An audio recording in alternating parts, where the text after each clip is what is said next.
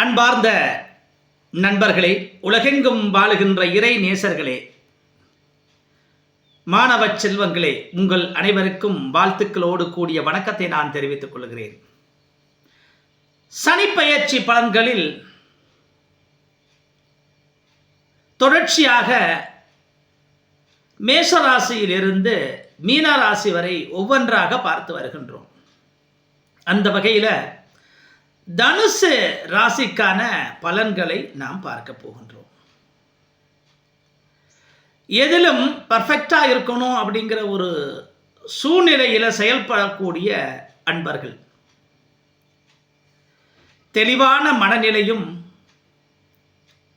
உள்ளார்ந்த ஆற்றல்களும் அறிவுகளும் கொண்டவர்கள்,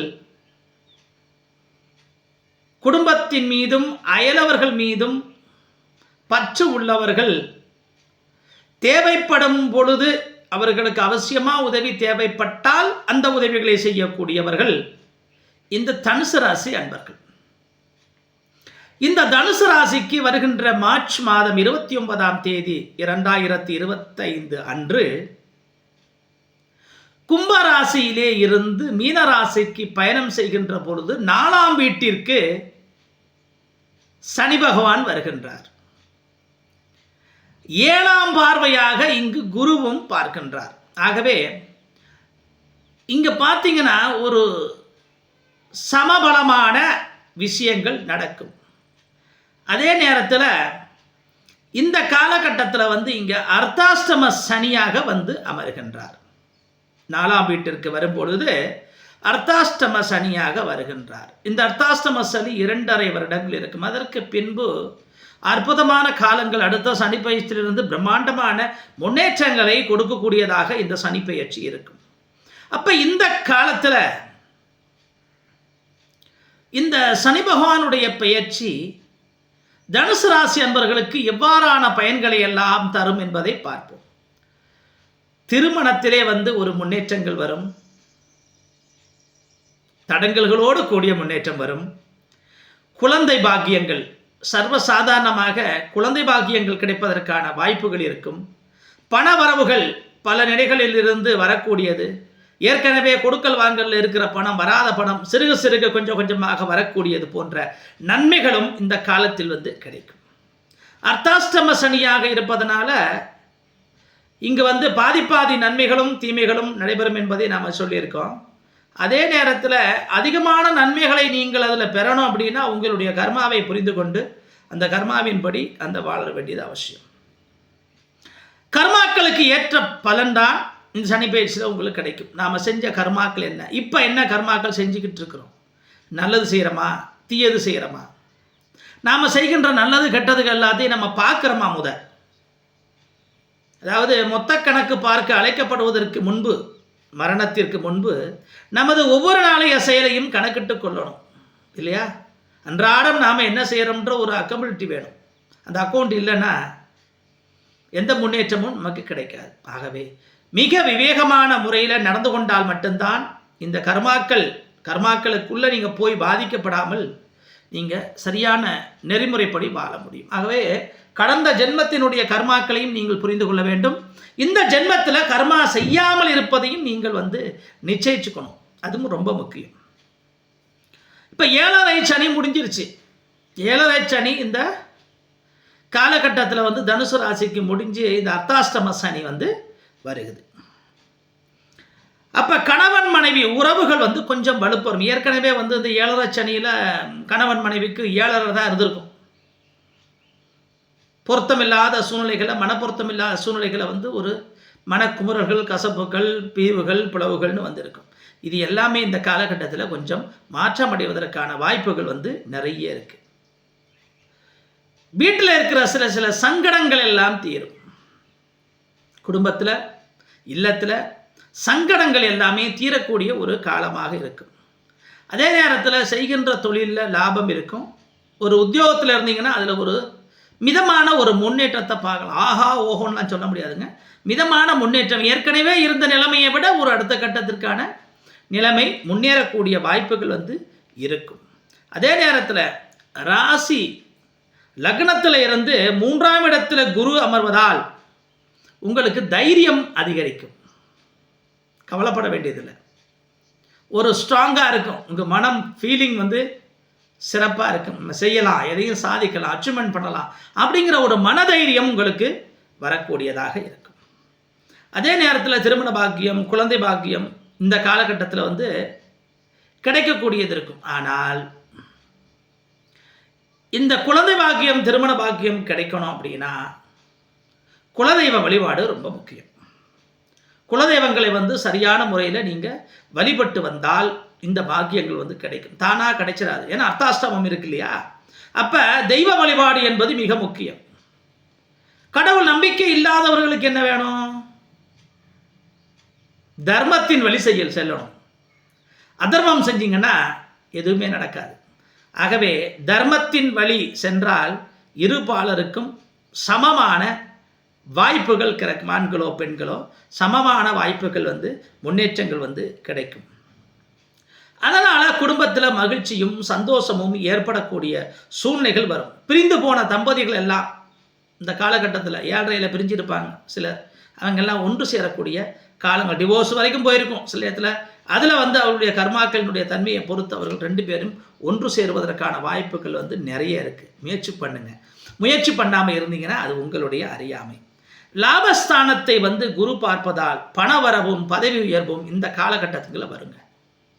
குருவினுடைய பார்வை நல்லா இருக்குது. இந்த சனி பயிற்சியில் குருவினுடைய பார்வை, இப்போ வரப்போகிற குரு பயிற்சியும் இவர்களுக்கு முன்னேற்றம் தான் தரும். வீடு, நிலம், கட்டுமானத்துறை, வங்கித்துறை, ஆசிரியர் துறை, உற்பத்தி துறை, இந்த துறைகளில் வந்து மிகப்பெரிய சாதனைகளை நீங்கள் படைக்கலாம்.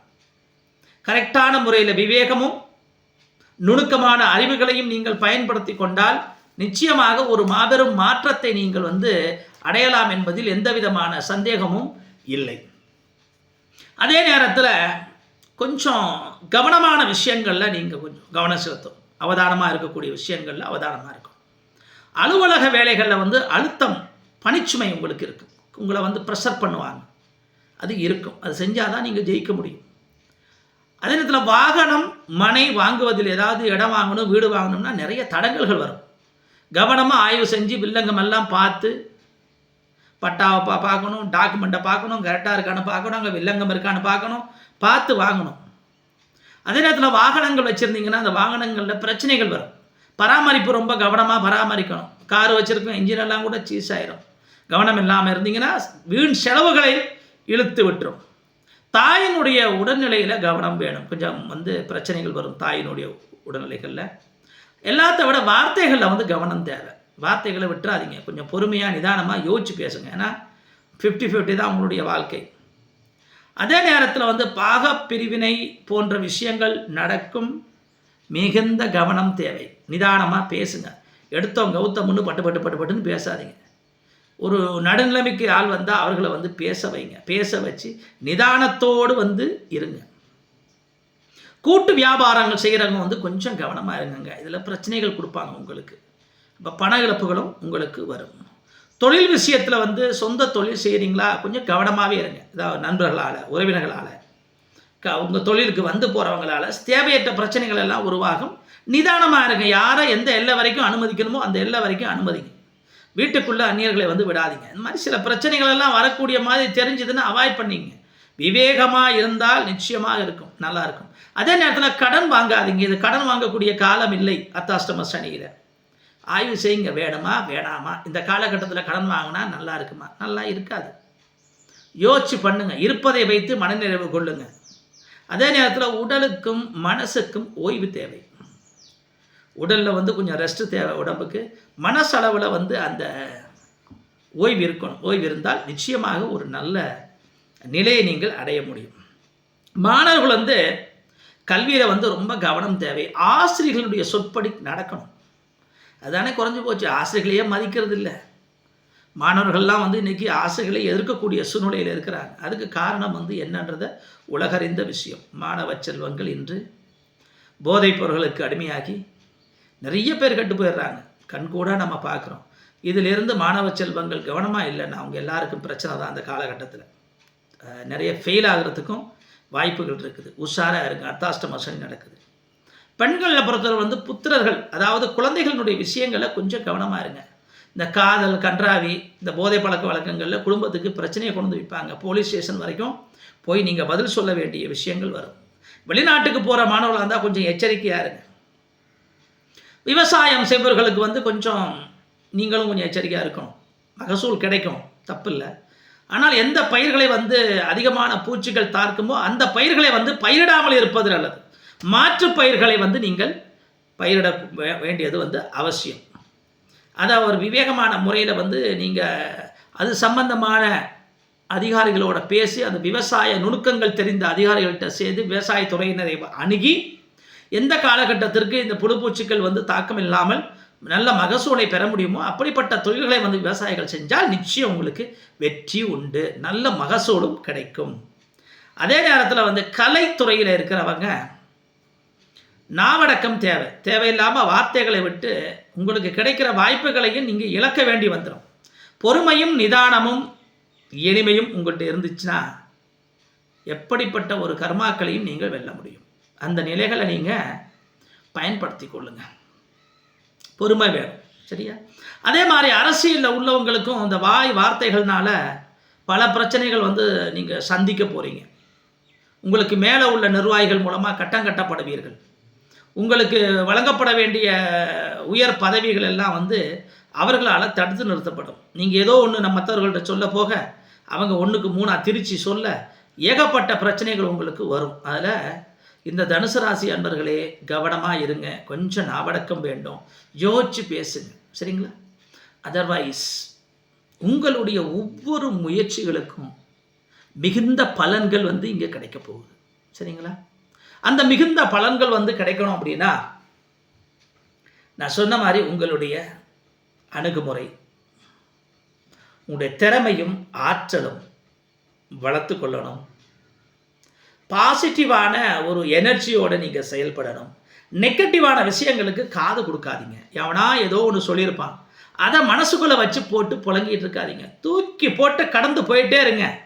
எவனுடைய வார்த்தைகளுக்கும் நீங்கள் செவி மடுக்க வேணாம். ஏன்னா கெடுக்கத்தானே பார்ப்பானுங்க மற்றவங்க. அதனால் அந்த கெடுப்பவர்கள் யாருன்னு உங்களுக்கு அடையாளம் கண்டுபிடிக்க முடியாது. அப்படிப்பட்ட ஒரு துர்பாக்கியமான சூழ்நிலையில் இருக்கும்போது குலதெய்வ கோயில்களுக்கு நீங்கள் போய் வழிபாடுகள் செஞ்சீங்கன்னா அந்த குலதெய்வம் யார் நல்லவன் யார் கெட்டவனும் உங்களுக்கு காட்டி கொடுக்கும். அப்போ அவனுக்கு கட்டம் கட்டி அவனை தூக்கி போட்டுருங்க, நல்லவனை கூட வச்சுங்க. நல்லோர்களின் நட்பை பாதுகாத்து கடவுள் பற்றற்றவர்கள், நீதியற்றவர்கள், நேர்மையற்றவர்கள், ஒழுக்கமற்றவர்களோட உறவை தவிர்த்து கொள்ளுங்க. இதில் இன்னொரு வகை இருக்குது. கடவுள் பற்றற்றவர்கள்ன்ற நிலையில் இருக்கிறவங்க யோக்கியவான்கள் இருக்கிறாங்க, அவங்கள தூக்கி போட தேவையில்லை. ஆனால் இந்த கடவுள் இல்லைன்னு சொல்லிக்கிட்டு குதர்க்கமாக பேசிக்கிட்டு இருக்கிறான் பார்த்தீங்களா, அவங்ககிட்ட இருந்து மட்டும் நான் வந்துருங்க, வெளியே வாங்க. அவங்ககிட்ட சுத்தமாக தொடர்பு வேணாம். எத்தனையோ கடவுள் நம்பிக்கை இல்லாதவன் தர்மங்கள் செய்கிற புண்ணியவானாக இருக்கிறான், அதை நம்ம பார்க்குறோம். அப்படிப்பட்ட புண்ணியவான்களை கூட சேர்த்துங்க. அவன் கடவுள் இல்லைன்னு மட்டும் தான் சொல்லுவான். ஆனால் அவன் மனசில் எல்லா விதமான நல்ல விஷயங்களும் ஓடும். உதவி செய்யணும், மற்றவனை கை தூக்கி விடணும் அப்படிங்கிற எண்ணம் இருக்கும். கடவுள் நம்பிக்கையோடு இருப்பான், பட்டையும் மொட்டையும் கொட்டையோடு இருப்பான். ஆனால் தினத்தின அழிக்கிறதுக்கே யோசிச்சுட்டு இருப்பான். எங்கடா ஒருத்தனை கீழே விழுங்கலாம், எங்கே எலுமிச்சம்பளத்தை அறுத்து போட்டு அவனை வியாபாரத்தை தடுக்கலாம், எங்கடா இவனுக்கு சூனியம் பண்ணலாம், செய்வனை செய்யலாம், எங்கடா எவனுக்கு ஏவல் விடலான்னு பார்த்துக்கிட்டு இருக்கிறவங்களும் ஆன்மீகவாதிகள் தான். இதை கடவுள் நம்பிக்கை இல்லாதவன் ஒருபோதும் செய்ய மாட்டான். அது உங்களுக்கு எல்லாருக்குமே தெரியும் இல்லையா? கடவுள் நம்பிக்கை அற்றவன் இந்த மாதிரி காரியங்களுக்கு போக மாட்டான். மந்திரவாதிகளை தேடி போக மாட்டான். மந்திரவாதிகளை தேடி போகிறவன் ஒரு காலத்தில் மண்ணாக தான் போவான். ஏன்னா கெடுதல் செய்கிறவனுக்கு மீண்டும் கெடுதல் வருமா வராதா?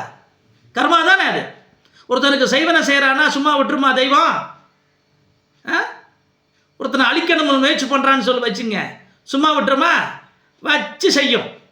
அதனால் கவனமாக யாரை உங்கள் கூட வச்சுக்கணுமோ அவங்கள வச்சுக்கொள்ளுங்க. தனுசு ராசி அன்பர்களே, இந்த அர்த்தாஷ்டம சனி முடிகிற வரைக்கும் நான் சொன்ன வகையில் நீங்கள் நடந்துக்கிட்டீங்கன்னா உங்களுடைய வாழ்க்கையில் கண்டிப்பாக மேன்மை கிடைக்கும்.